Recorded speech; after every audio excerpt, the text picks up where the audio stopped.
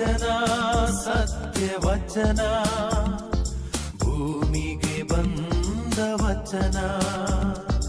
ವಚನ ಸತ್ಯ ವಚನ, ಭೂಮಿಗೆ ಬಂದ ವಚನ.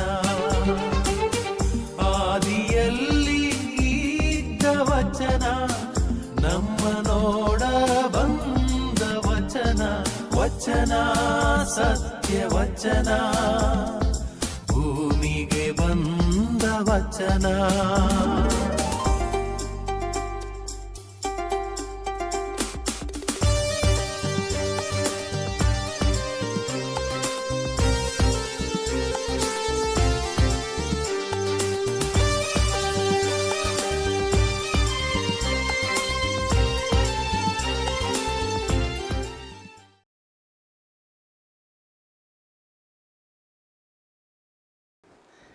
ಪಿತನ ಸುತನ ಮತ್ತು ಪವಿತ್ರ ಆತ್ಮನ ನಾಮದಲ್ಲಿ ಆಮೆನ್.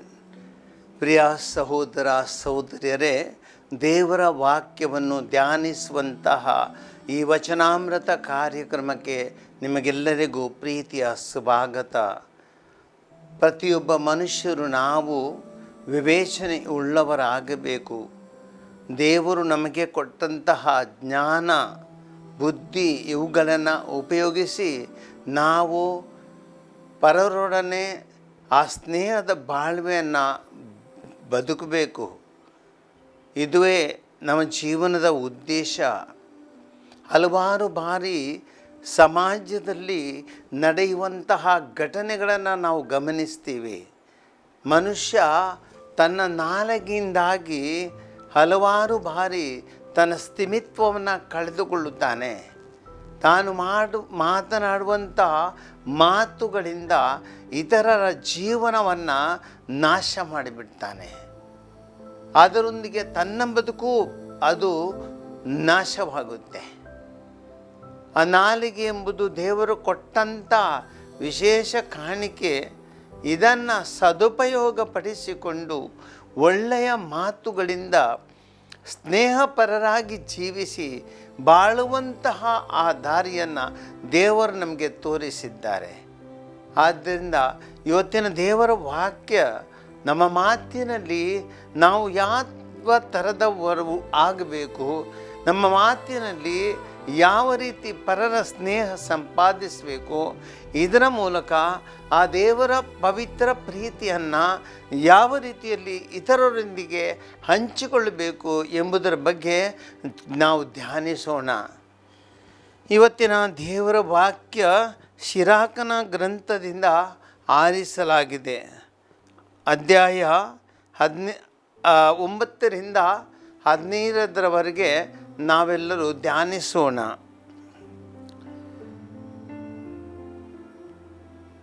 ದೇವರ ವಾಕ್ಯ ಹೀಗೆ ಹೇಳುತ್ತೆ: ತೂರಿಕೊಳ್ಳಬೇಡ ಕಂಡ ಗಾಳಿಯಲ್ಲಿ, ಸಂಚರಿಸಬೇಡ ಕಂಡ ಹಾದಿಗಳಲ್ಲಿ. ಎರಡು ನಾಲಿಗೆಯುಳ್ಳ ಪಾಪಿಗಳು ವರ್ತಿಸುವರು ಈ ಪರಿ. ನಿನ್ನ ಮನವರಿಕೆ ಸ್ಥಿರವಾಗಿರಲಿ, ನಿನ್ನ ಮಾತು ಒಂದೇ ಆಗಿರಲಿ. ಕಿವಿಗೊಡುವುದರಲ್ಲಿ ಚುರುಕಾಗಿರು, ಉತ್ತರ ಕೊಡುವುದರಲ್ಲಿ ತಾಳ್ಮೆಯಿಂದಿರು. ಗೊತ್ತಿದ್ದರೆ ನೆರೆಯವನ ಪ್ರಶ್ನೆಗೆ ಉತ್ತರ ಕೊಡು, ಇಲ್ಲದಿದ್ದರೆ ಬಾಯಿ ಮುಚ್ಚಿಕೊಂಡಿರು. ಕೀರ್ತಿಯು ಅಪಕೀರ್ತಿಯು ಬರುವುದು ಮಾತಿನಿಂದ. ಮನುಷ್ಯ ಪತನವಾಗುವುದು ಆತನ ನಾಲಿಗೆಯಿಂದ. ಚಾಡಿಕೋರನೆಂದು ಕರೆಯಿಸಿಕೊಳ್ಳಬೇಡ. ನಿನ್ನ ನಾಲಿಗೆಯಿಂದ ಇತರರನ್ನು ಬಲೆಯೊಡ್ಡಿ ಬೀಳಿಸಬೇಡ. ನಾಚಿಕೆ ಕಾದಿರುವುದು ಕಳ್ಳನಿಗೆ, ಕಠಿಣ ತೀರ್ಪಾಗುವುದು ಸುಳ್ಳನಿಗೆ. ವಿಷಯ ಸಣ್ಣದಿರಲಿ ದೊಡ್ಡದಿರಲಿ ತಿರುಗೇಡಿ ಆಗಬೇಡ. ಗೆಳೆಯನಾಗಿರುವ ಬದಲು ಹಾಗೆ ಆಗಿರಬೇಡ. ಬಹಳ ಅರ್ಥಪೂರ್ಣವಾದ ಮಾತುಗಳನ್ನು ಸಹೋದರ ಸಹೋದರರೇ ಈ ಬೈಬಲ್ನಲ್ಲಿ ನಾವು ಕೇಳಿದೆವು. ಒಂದೊತ್ತು ಈ ವಾಕ್ಯಗಳನ್ನು ಧ್ಯಾನಿಸೋಣ. ನಮ್ಮ ಜೀವನಕ್ಕೆ ನಿಜವಾಗಿಯೂ ಬಹಳ ಅವಶ್ಯವುಳ್ಳ ಈ ಮಾತುಗಳು, ವಾಕ್ಯಗಳು. ದೇವರ ವಾಕ್ಯ ನಮಗೆ ಏನು ಹೇಳುತ್ತೆ? ಪ್ರತಿಯೊಬ್ಬರು ನಾವು ನಮ್ಮ ಮಾತುಗಳಲ್ಲಿ ಎಚ್ಚರಿಕೆಯಿಂದಿರಬೇಕು, ಸ್ಥಿಮಿತ್ವದಿಂದ ಮಾತನಾಡಬೇಕು, ಯೋಚಿಸಿ ಮಾತನಾಡಬೇಕು. ಕಳೆದ ಕೆಲವು ದಿನಗಳಿಂದ ಸಹೋದರ ಸಹೋದರರೇ, ನಮ್ಮ ರಾಜ್ಯದ 2 ವಿಧಾನಸಭಾ ಕ್ಷೇತ್ರಗಳಿಗೆ ಚುನಾವಣೆಯ ಭರ್ಜರಿ ಪ್ರಚಾರವಾಗುತ್ತಿತ್ತು. ಈ ಭರ್ಜರಿ ಪ್ರಚಾರ ಈಗ ಕೊನೆಗೊಂಡಿದೆ ಅಷ್ಟೇ.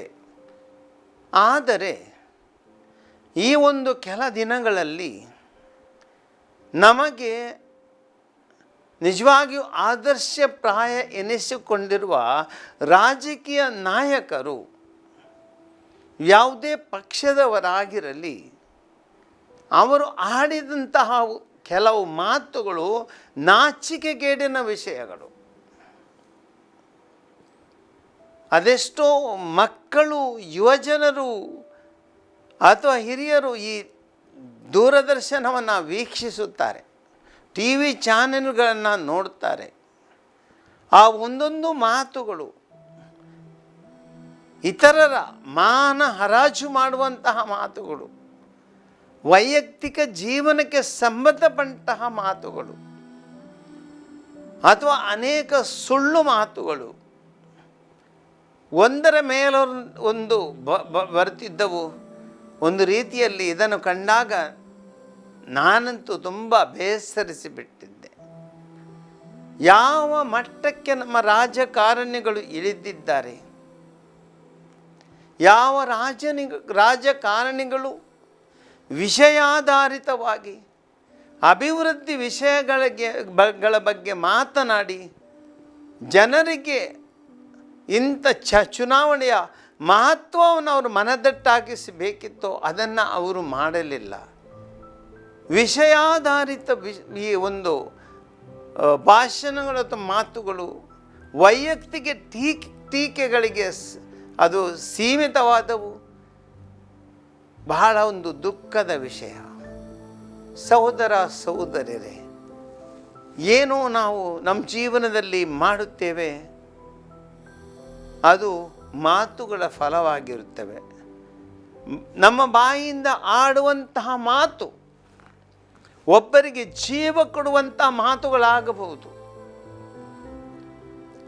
ಯಾವೊಬ್ಬ ಮನುಷ್ಯನು ತನ್ನ ಜೀವನದಲ್ಲಿ ನಿರಾಶನಾಗಿದ್ದಾನೆ, ಸೋತು ಸುಣ್ಣವಾಗಿದ್ದಾನೆ, ಭರವಸೆ ಆತನಿಗೆ ಕಾಣ್ತಾ ಇಲ್ಲ, ಜೀವನ ಆತನಿಗೆ ಒಂದು ರೀತಿ ನಿರಾಸೆಯಾಗಿ ಬಿಟ್ಟಿದೆ, ಭಾರವಾಗಿದೆ, ಕತ್ತಲೆ ಆಗಿ ಬಿಟ್ಟಿದೆ.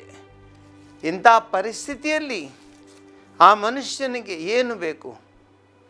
ಒಂದು ಒಳ್ಳೆಯ ಮಾತು, ಧೈರ್ಯ ಕೊಡುವಂತಹ ಮಾತು, ಆತನ ವಿಶ್ವಾಸವನ್ನು ವೃದ್ಧಿಸುವಂತಹ ಮಾತು, ಆತನಿಗೆ ದೇವರು ಆತನೊಂದಿಗೆ ಇದ್ದಾನೆಂಬ ವಿಶ್ವಾಸವನ್ನು ವೃದ್ಧಿಪಡಿಸುವ ಮಾತು, ನಾವು ನಿನ್ನೊಂದಿಗೆ ಇದ್ದೇವೆ ಎಂಬ ಆ ಒಂದು ಗೆಳೆತನದ ಮಾತು, ಪ್ರೀತಿಯ ಮಾತು, ಅರ್ಥ ಮಾಡಿಕೊಳ್ಳುವ ಮಾತು, ಅದು ಬೇಕು. ಇಂಥ ಒಂದು ಮಾತಿನಿಂದ ಒಬ್ಬ ಮನುಷ್ಯನಿಗೆ ನಾವು ಪುನರ್ಜೀವನ ಕೊಡಲು ಸಾಧ್ಯ. ಹಲವಾರು ಘಟನೆಗಳಂತೂ ಜೀವನದಲ್ಲಿ ನಾನು ಕಂಡಿದ್ದೇನೆ. ಒಬ್ಬ ವ್ಯಕ್ತಿ, ನಾನೊಂದು ವಿಚಾರಣಾ ಕೇಂದ್ರದಲ್ಲಿರುವಾಗ ತುಂಬ ನಿರಾಶೆಗೆ ಒಳಪಟ್ಟನು. ಜೀವನ ಅಥವಾ ಆತ್ಮಹತ್ಯೆ ಮಾಡುವಂತಹ ಆ ಒಂದು ಘಟ್ಟಕ್ಕೆ ತಲುಪಿದನು. ಆ ವ್ಯಕ್ತಿಯನ್ನು ನಾನು ಕರೆದೆ, ಆತನೊಂದಿಗೆ ಕುಳಿತುಕೊಂಡೆ, ಮಾತನಾಡಿದೆ, ಆತನ ಕಷ್ಟಗಳೆಲ್ಲವನ್ನು ಆಲಿಸಿದೆ.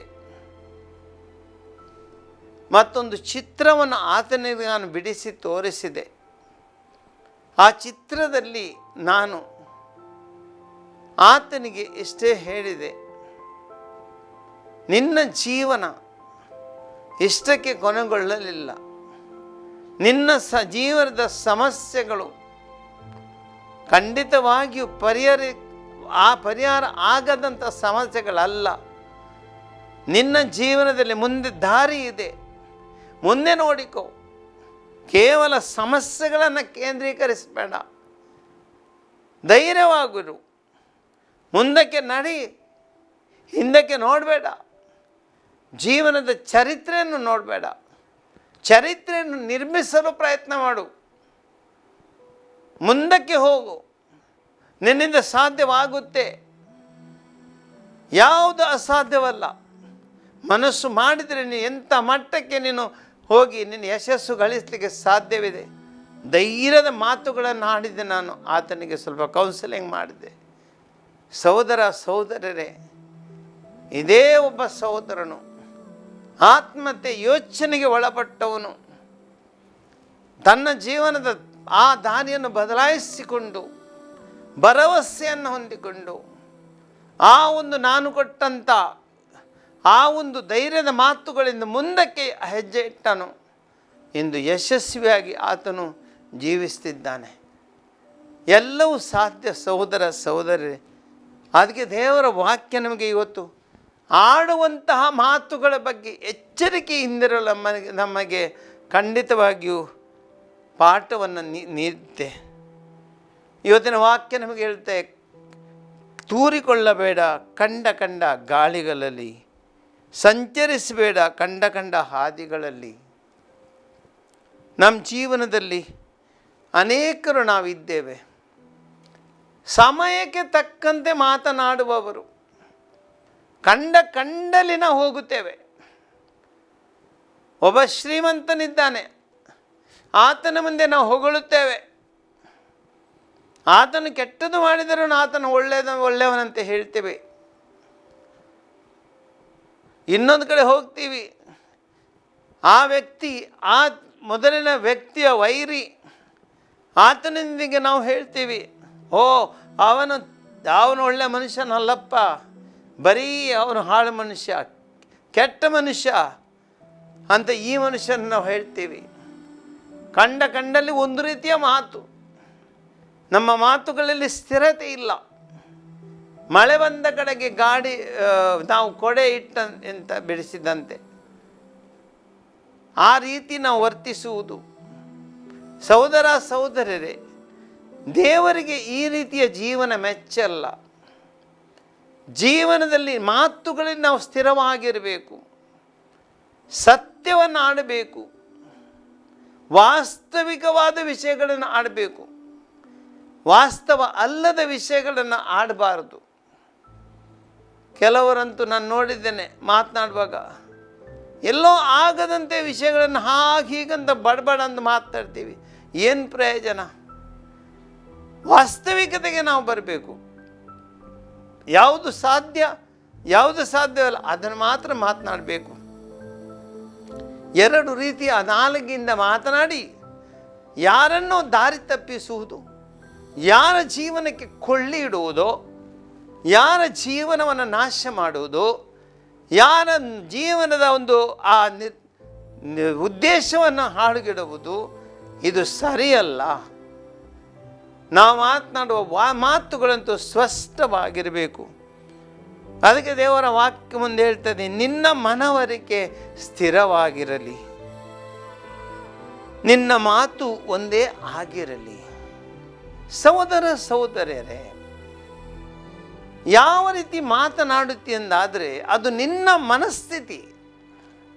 ಒಬ್ಬನ ಮನಸ್ಥಿತಿ ಒಳ್ಳೆಯದಿದ್ದರೆ ಆತನು ಒಳ್ಳೆಯದನ್ನೇ ಮಾತನಾಡುತ್ತಾನೆ.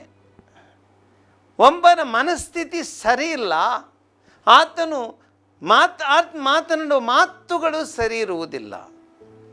ಒಂದೊಂದು ಸಂದರ್ಭದಲ್ಲಿ ಒಂದೊಂದು ಮಾತುಗಳು ಅಥವಾ ಕೆಟ್ಟ ಆಲೋಚನೆಯುಳ್ಳ ಮಾತುಗಳು, ಯಾವ ರೀತಿ ಮನಸ್ಥಿತಿ ಇದೆ ಆ ರೀತಿ ಅವನು ಮಾತನಾಡ್ತಾನೆ. ಇದು ಯಾವ ರೀತಿಯೂ ಪ್ರಯೋಜನಕ್ಕೆ ಬರಲ್ಲ ಸಹೋದರ ಸಹೋದರಿಯರೇ. ಮಾತನಾಡುವ ಮಾತುಗಳು ಸ್ಥಿರವಾಗಿರಬೇಕು. ನಾನು ಏನು ಮಾತನಾಡ್ತೀನಿ, ನಾನು ಏನು ಹೇಳ ಬಯಸ್ತೀನಿ, ಅದು ಸ್ಪಷ್ಟವಾಗಿರಬೇಕು. ಸ್ಪಷ್ಟವಾದ ಮಾತುಗಳು ಹೇಳಬೇಕು. ನಾವು ಕೆಲವರು ನೋಡಿರ್ಬೋದು ಅಥವಾ ಅನುಭವಿಸಿರ್ಬೋದು, ಏನೋ ಒಂದು ಮಾತು ಹೇಳಬೇಕಾದ್ರೆ ನಾವು ಹಿಂಗೆ ಹೋಗ್ತೀವಿ, ಹೀಗೆ ಬಂದು ಅದನ್ನ ಹೀಗೆ ಹೇಳ್ತೀವಿ. ಅಂದರೆ ನಮಗೇನು ಹೇಳಬೇಕು, ನೋಡಪ್ಪ ನೀನು ಸ್ವಲ್ಪ ಹಣ ಬೇಕಿತ್ತು ನನಗೆ, ಸ್ವಲ್ಪ ಇವತ್ತು ಸಹಾಯ ಬೇಕಿತ್ತು. ಅದಕ್ಕೇನು ಮಾಡ್ತೀವಿ, ಬೇಕಾ ನಿನಗೆ ಸ್ವಲ್ಪ ನೀನು ಸ್ಥಿರವಾಗಿ ಹೇಳು, ನೋಡಪ್ಪ ಕಷ್ಟದಲ್ಲಿದ್ದೀನಿ, ಸಾಧ್ಯವಿದ್ದರೆ ಸ್ವಲ್ಪ ಸಹಾಯ ಮಾಡು. ಅದರ ಬದಲು ಅಣ್ಣ ಹೇಗಿದ್ದೀರಾ, ಅಣ್ಣ ಚೆನ್ನಾಗಿದ್ದೀರಾ, ನಿಮ್ಮ ಮನೆಯಲ್ಲಿ ಈಗ ನಿಮ್ಗಾಗಿದೆ ಕೇಳಿದೆ, ಭಾಳ ಸಂತೋಷ, ಹೇಗೆ ಜೀವನ ಎಲ್ಲ ಹೇಗೆ ನಡೆಯುತ್ತೆ, ಹೌದಾ ಅಣ್ಣ ನಾವು ನಮ್ಮಲ್ಲಿ ತುಂಬ ಪ್ರಾಬ್ಲಮ್ ಆಗಿದೆ, ಕಷ್ಟ ಆಗಿದೆ, ಹೆಂಡತಿ ಮಕ್ಕಳೇನು ಅದು ಈಗೆಲ್ಲ ಪ್ರಾಬ್ಲಮ್ ತುಂಬ ಹಾಗೆ ಮಾಡ್ಬೇಕಂತ ಇದ್ದೀನಿ, ಹೇಗೆ ಮಾಡ್ಬೇಕಂತೀನಿ, ಏನು ಮಾಡೋಕ್ಕಂತ ತಿಳಿತೀರ, ತುಂಬ ಟೆನ್ಷನ್. ಅದೆಲ್ಲ ಎಲ್ಲೋದು ನಾವು ಹೀಗೆ ಹೋಗ್ತೀವಿ ಮಾತನಾಡ್ತಾ ಹೋಗ್ತೀವಿ. ಕೊನೆಗೆ ಎಲ್ಲಿ ಬರಬೇಕು ವಿಷಯ, ನಮಗೆ ಸ್ವಲ್ಪ ಸಹಾಯ ಮಾಡ್ತೀರಾ, ಸೀದವಾಗಿ ಹೇಳು ಸಹೋದರ ಸಹೋದರಿ. ಯಾವನಲ್ಲಿ ನಿನಗೆ ಏನು ಮಾತನಾಡಬೇಕು ಸೀದವಾಗಿ ಹೇಳು. ಯಾವನಿಗೊಂದು ತಿದ್ದುಪಡಿಯನ್ನು ಹೇಳಬೇಕು ನೀನು. ಬಹುಶಃ ನಾವು ಹೇಳ್ತೇವೆ ಟಾಂಟು ಕೊಡ್ತೀವಿ ಅಂತ, ಆ ರೀತಿ ಹೇಳುವ ಬದಲು ನೀನು ಸೀದವಾಗಿ ಹೇಳು. ಇದು ನಿನ್ನ ಮಾತಿನ ಆ ಒಂದು ಪರಿಯಾಗಿರಬೇಕು. ಇದೇ ದೇವರ ವಾಕ್ಯ ಹೇಳ್ತದೆ. ದೇವರ ವಾಕ್ಯ ನಮಗೆ ಹೇಳೋದು ಖಂಡಿತವಾಗಿಯೂ ನಿನ್ನ ಮನವರಿಕೆ ಸ್ಥಿರವಾಗಿರಲಿ, ನಿನ್ನ ಮಾತು ಒಂದೇ ಆಗಿರಲಿ. ಒಮ್ಮೆ ಹೇಳ್ತೀಯ, ಮತ್ತೊಮ್ಮೆ ಬದಲಾಗಬೇಡ. ರಾಜಕಾರಣಿಗಳನ್ನು ನಾವು ನೋಡ್ತೀವಿ, ಏನೋ ಸ್ಟೇಟ್ಮೆಂಟ್ ಮಾಡ್ತಾರೆ, ಏನೋ ಹೇಳ್ತಾರೆ, ಮತ್ತು ನಾವು ಹೇಳ್ತೇವೆ, ಮತ್ತು ಅವರು ಹೇಳ್ತಾರೆ ಇಲ್ಲಪ್ಪ ನಾನು ಹಾಗೆ ಹೇಳಲಿಲ್ಲ, ಅದನ್ನು ತಪ್ಪಾಗಿ ಅರ್ಥೈಸಿಕೊಂಡಿದ್ದೀರಾ, ಅದು ಪತ್ರಿಕೆಯವರು ಹಾಗೆ ಮಾಡಿದೆ. ಸಹೋದರ ಸಹೋದರರೇ, ಮನುಷ್ಯರಾದ ನಾವು ಮಾತುಗಳಲ್ಲಿ ನಾವು ಸ್ಥಿರವಾಗಿರಬೇಕು. ಯಾಕೆಂದರೆ ದೇವರ ವಾಕ್ಯ ನಮಗೆ ಹೇಳುತ್ತೆ, ಗೊತ್ತಿದ್ದರೆ ನೆರೆಯವನ ಪ್ರಶ್ನೆಗೆ ಉತ್ತರ ಕೊಡು, ಇಲ್ಲದ್ರೆ ಬಾಯಿ ಮುಚ್ಚಿಸ್ಕೊಂಡು ಸುಮ್ಮನಿರು. ನಿನಗೆ ಗೊತ್ತಿಲ್ಲ, ಉತ್ತರ ಕೊಡಬೇಡ. ಗೊತ್ತಿಲ್ಲದ ವಿಷಯಗಳಿಗೆ ಮಾತನಾಡಿ ಅವರಿಗೆ ತಪ್ಪು ಮಾಹಿತಿಯನ್ನು ಕೊಟ್ಟು ಅವರ ದಾರಿ ತಪ್ಪಿಸಬೇಡ. ಕೀರ್ತಿಯು ಅಪಕೀರ್ತಿಯು ಬರುವುದು ಮಾತಿನಿಂದ, ಮನುಷ್ಯನ ಪತನವಾಗುವುದು ಆತನ ನಾಲಿಗೆಯಿಂದ. ಈ ನಾಲಿಗೆ ಇದೆ, ಈ ನಾಲಿಗೆಯಿಂದ ಯಾರ ಜೀವನವನ್ನು ಸುಟ್ಟು ಹಾಕ್ಬೋದು. ಇಡೀ ಲಂಕೆಯನ್ನು ಹೇಗೆ ಸುಟ್ಟು ಹಾಕಿದಾಗೆ ಸಹೋದರ ಸಹೋದರರೇ, ಆ ರೀತಿ ಮನುಷ್ಯನ ಜೀವನ ದುಷ್ಟತನವನ್ನು ಸುಟ್ಟು ಹಾಕಬೇಕು, ಆದರೆ ಒಳ್ಳೆತನವನ್ನು ಸುಟ್ಟು ಹಾಕಬಾರದು. ದುಷ್ಟತನವನ್ನು ಸುಟ್ಟು ಹಾಕೋ ಕೆಲಸ ನಾವು ಮಾಡಬೇಕು ಖಂಡಿತ, ಆದರೆ ಒಳ್ಳೆತನವನ್ನು ಸುಟ್ಟು ಹಾಕ್ತೀವಿ, ನಾವು ಕುಟುಂಬವನ್ನು ಸುಟ್ಟು ಹಾಕ್ತೀವಿ. ನಮ್ಮ ನಾಲಿಗೆಯಿಂದ, ಆಡುವ ಮಾತಿನಿಂದ ಆ ಒಂದು ರೀತಿಯ ವರ್ತನೆ ನಾವು ತೋರಿಸ್ತೀವಿ. ಅದಕ್ಕೆ ಯಾಕೋಬನು ತನ್ನ ಪುಸ್ತಕದಲ್ಲಿ 3ನೇ ಅಧ್ಯಾಯದಲ್ಲಿ ಹೇಳ್ತಾರೆ, ನೀವು ಆಡುವ ಮಾತುಗಳ ಬಗ್ಗೆ ಎಚ್ಚರದಿಂದ ಅವರು ಹೇಳ್ತಾರೆ, ಹಡಗು ಎಷ್ಟೇ ದೊಡ್ಡದಿರಲಿ, ಎಂಥ ಬಿರುಗಾಳಿಯ ಬಡಿತಕ್ಕೆ ಸಿಕ್ಕಿರಲಿ, ಕೇವಲ ಒಂದು ಚಿಕ್ಕ ಚುಕ್ಕಾಣಿಯಿಂದ ನಾವಿಕನು ತನಗೆ ಇಷ್ಟ ಬಂದ ಕಡೆಗೆ ಅದನ್ನು ತಿರುಗಿಸ್ತಾನೆ. ಒಂದು ಚಿಕ್ಕ ಚುಕ್ಕಾಣಿ, ಇಷ್ಟು ದೊಡ್ಡ ಹಡಗು ಆ ಚುಕ್ಕಾಣಿಯಂತೆ ಹೋಗ್ತಿದೆ. ನಾಲಿಗೆಯೂ ಹಾಗೆಯೇ, ಅದು ಶರೀರದ ಒಂದು ಚಿಕ್ಕ ಭಾಗ. ಈ ಚಿಕ್ಕ ಅಂಗ ಆಗಿರ್ಬೋದು, ಆದರೆ ಈ ನಾಲಿಗೆಯಿಂದ ಕೊಚ್ಚುವ ಬಡಾಯಿ ಅದು ತುಂಬ. ಏನೋ ನಾವು ಇಲ್ಲದ ಲೋಕವನ್ನು ಈ ಒಂದು ನಾಲಿಗೆಯಿಂದ ಸೃಷ್ಟಿ ಮಾಡ್ತೀವಿ. ಅನೇಕ ಕುಟುಂಬಗಳಲ್ಲಿ ನಾವು ನೋಡ್ತೀವಿ, ಯಾರೊಬ್ಬರ ಬಗ್ಗೆ ಇಲ್ಲದ ಸಲ್ಲದ ಒಂದು ಅಪರಾಧಗಳನ್ನು, ಆರೋಪಗಳನ್ನು ನಾವು ಮಾಡ್ತೀವಿ. ಒಬ್ಬ ಮನುಷ್ಯನ ಜೀವನದ ಚರಿತ್ರೆಯನ್ನು ನಾವು ಎಲ್ಲ ಸೃಷ್ಟಿಸ್ತೀವಿ. ಇಲ್ಲದಂಥ ವಿಷಯಗಳನ್ನು ನಾಲಿಗೆಯಿಂದ. ಹಾಗೆ ಮುಂದೆ ಹೇಳ್ತದೆ, ಒಂದು ಸಣ್ಣ ಕಿಡಿ ದೊಡ್ಡ ಕಾಡನ್ನೇ ಸುಡಬಲ್ಲುದು, ನಾಲಿಗೆಯು ಆ ಬೆಂಕಿಯ ಕಿಡಿಯಂತೆ. ಇದು ಅಧರ್ಮಲೋಕದ ಪ್ರತೀಕ. ಸಹೋದರ ಸಹೋದರರೇ, ಆ ನಾಲಿಗೆಯಿಂದ ಎಷ್ಟು ಒಂದು ಕಾಡನ್ನೇ ಸುಟ್ಟು ಆಗ್ಬೋದು. ಅದೇ ರೀತಿ ಇವತ್ತು ನಮ್ಮ ನಾಲಿಗೆ ಒಂದು ಸರಿ ಇಲ್ಲ ಅಂದರೆ ಕುಟುಂಬವನ್ನೇ ನಾವು ಸುಟ್ಟು ಹಾಕ್ಬೋದು, ಇಡೀ ಸಮಾಜವನ್ನೇ ಸುಟ್ಟು ಹಾಕ್ಬೋದು. ರಾಜಕಾರಣಿಗಳ ಅನೇಕ ಕೋಮುವಾದಿ ಹೇಳಿಕೆಗಳನ್ನು ನಾವು ನೋಡಿದ್ದೇವೆ, ಯಾವ ರೀತಿ ಗಲಭೆಗಳನ್ನು ಸೃಷ್ಟಿಸುತ್ತವೆ, ಇಡೀ ದೇಶವನ್ನು ಸುಟ್ಟು ಹಾಕುತ್ತದೆ. ಇಂಥ ಒಂದು ಪರಿಸ್ಥಿತಿ ಬರುತ್ತದೆ. ಆದರೆ ಎಚ್ಚರದಿಂದ ಇರಬೇಕು. ಆಡುವ ಮಾತುಗಳ ಬಗ್ಗೆ ಎಚ್ಚರಿಕೆಯಿಂದ ಇರೋಣ. ಸಕಲ ಜಾತಿಯ ಪ್ರಾಣಿ ಪಕ್ಷಿಗಳನ್ನು, ಹರಿದಾಡೋ ಜಂತುಗಳನ್ನು, ಜಲಜೀವಿಸಗಳನ್ನು ಮಾನವ ಪಳಗಿಸಿಕೊಳ್ಳುತ್ತಾನೆ. ಅದೇ ರೀತಿಯಲ್ಲಿ ದೇವರ ವಾಕ್ಯ ನಮ್ಗೆ ಹೇಳ್ತದೆ ಯಾಕೋಬನ ಪುಸ್ತಕದಲ್ಲಿ, ಆದರೆ ನಾಲಿಗೆಯನ್ನಾದರೂ ಹತೋಟಿಗೆ ಬದಲಲು ಸಾಧ್ಯವಿಲ್ಲ, ಅದು ಕೇಡನ್ನುಂಟು ಮಾಡ್ತದೆ. ಆದ್ದರಿಂದ ಮನುಷ್ಯ ಜೀವನದ ಪ್ರಯತ್ನ ಏನಾಗಬೇಕು? ಆನೆಗಳನ್ನು ಪಳಗಿಸ್ತೀವಿ, ಎತ್ತುಗಳನ್ನು ಪಳಗಿಸ್ತೀವಿ, ಕುದುರೆಗಳನ್ನು ಪಳಗಿಸ್ತೀವಿ, ನಾಯಿಗಳನ್ನು ಪಳಗಿಸ್ತೀವಿ. ಸಹೋದರ ಸಹೋದರರೇ, ನನಗೆ ಮತ್ತು ನಿಮಗೆ ದೇವರ ವಾಕ್ಯ ಕೊಡುವಂಥ ಕೆಲಸ ಅವೆಲ್ಲವುಗಳನ್ನು ಪಳಗಿಸುವುದು ಅಲ್ಲ, ನಮ್ಮ ನಾಲಿಗೆಯನ್ನು ಪಳಗಿಸೋಣ. ಏನನ್ನೋ ಆಡುವ, ಏನನ್ನೋ ಮಾಡುವ, ಯಾರ ಜೀವನ ಸುಟ್ಟು ಹಾಕುವ, ಯಾರ ಜೀವನವನ್ನು ನಾಶ ಮಾಡುವ, ಯಾರ ಜೀವನವನ್ನು ಕೊನೆಗೊಳಿಸುವ, ಯಾರ ಜೀವಕ್ಕೆ ಬಾಧಕವಾಗುವಂಥ ಈ ನಾಲಿಗೆಯ ಹೇಳಿಕೆಗಳು ಅದು ನಿಲ್ಲಬೇಕು. ಆ ನಾಲಿಗೆಯನ್ನು ಪಳಗಿಸಬೇಕು, ಅದನ್ನು ಸ್ಥಿಮಿತ್ವದಲ್ಲಿಡಬೇಕು, ನಾವು ಕಂಟ್ರೋಲ್ನಲ್ಲಿಡಬೇಕು. ಇದು ದೇವರ ವಾಕ್ಯ ನಮಗೆ ಹೇಳ್ತದೆ. ಆದ್ದರಿಂದ ಸಹೋದರ ಸಹೋದರರೇ, ಭಾಳ ಒಂದು ಮುಖ್ಯ ವಿಷಯ ಇದು. ಯಾಕೆ ಇವತ್ತು ಸಮಾಜದಲ್ಲಿ ಎಷ್ಟೋ ಕುಟುಂಬಗಳು ಹಾಳಾಗುವುದು ನೋಡುತ್ತೇವೆ, ಎಷ್ಟೋ ಮನುಷ್ಯರ ಜೀವನ ನಾಶವಾಗುವುದು ನೋಡುತ್ತೇವೆ, ಎಷ್ಟು ದೇಶ ರಾಜ್ಯಗಳು ನಾಶವಾಗುವುದು ನೋಡ್ತೇವೆ, ಸಮಾಜದ ಸ್ವಾಸ್ಥ್ಯ ಕೆಡುವುದು ನೋಡ್ತೇವೆ, ಶಾಂತಿ ಕದಡುವುದು ನೋಡ್ತೇವೆ. ಎಲ್ಲವೂ ಈ ಒಂದು ನಾಲಿಗೆಯಿಂದ. ಆದ್ದರಿಂದ ನಾಲಿಗೆಯನ್ನು ಸ್ಥಿಮಿತದಲ್ಲಿಡೋಣ, ನಿಯಂತ್ರಿಸೋಣ, ಪಳಗಿಸೋಣ.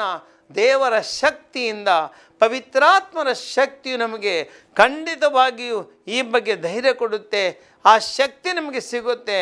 ಆ ನಾಲಿಗೆಯನ್ನು ಪಳಗಿಸಿ ನಮ್ಮ ಜೀವನದಲ್ಲಿ ಆ ದೇವರ ವಾಕ್ಯ ಈ ನಾಲಿಗೆಯಿಂದ ಸಾರೋಣ. ಇತರರಿಗೆ ಜೀವ ಕೊಡುವಂಥ ನಾಲಿಗೆ ನನ್ನದು ಮತ್ತು ನಿಮ್ಮದಾಗಲಿ. ಆಮೆನ್. ಸಹೋದರ ದಯಾಮಯಿ ದೇವರೇ, ಇವತ್ತು ನೀವು ಕೊಟ್ಟಂಥ ಈ ನಾಲಿಗೆಯು ದೊಡ್ಡ ಕಾಣಿಕೆ. ಈ ನಾಲಿಗೆಯ ಮೂಲಕ ನನ್ನ ಜೀವನದಲ್ಲಿ ಅನೇಕ ಬಾರಿ ನಾನು ಇತರರ ಬಗ್ಗೆ ಮಾತನಾಡಿದ್ದೇನೆ. ಇತರರ ಮರ್ಯಾದೆಯನ್ನು ನಾನು ಖಂಡಿತವಾಗಿಯೂ ತೆಗೆದಿದ್ದೇನೆ. ಇದರ ಗೌರವವನ್ನು ಹಾಳು ಮಾಡಿದ್ದೇನೆ. ದಯಾಮಯಿ ದೇವರೇ, ನಾನು ಮಾತನಾಡುವ ಪ್ರತಿಯೊಂದು ಮಾತುಗಳು ಯೋಚನೆಯಿಂದ ಮಾತನಾಡಿ, ನಾನು ಮಾಡುವಂಥ ಪ್ರತಿಯೊಂದು ಕೃತ್ಯಗಳಲ್ಲಿ ನನ್ನ ನಾಲಿಗೆಯನ್ನು ಸಂಪೂರ್ಣವಾಗಿ ನಿಯಂತ್ರಣದಲ್ಲಿಟ್ಟುಕೊಂಡು ಮಾಡುವ ಮಾತಿನಿಂದ ಯಾರ ಜೀವನವನ್ನು ನಾಶ ಮಾಡದೆ, ತಂದೆಯಾದ ದೇವರ ನಿಮ್ಮನ್ನು ಸ್ತುತಿಸಿ ನಿಮ್ಮ ವಾಕ್ಯವನ್ನು ಸಾರುವಂತೆ, ಈ ನಿಮ್ಮ ಸತ್ಯವನ್ನು ನೀಡುವಂತೆ ಈ ನಾಲಿಗೆಗೆ ಶಕ್ತಿಯನ್ನು ನೀಡಿರೆಂದು ನಾವು ನಿಮ್ಮಲ್ಲಿ ಪ್ರಾರ್ಥಿಸ್ತೇವೆ. ಆಮೆನ್.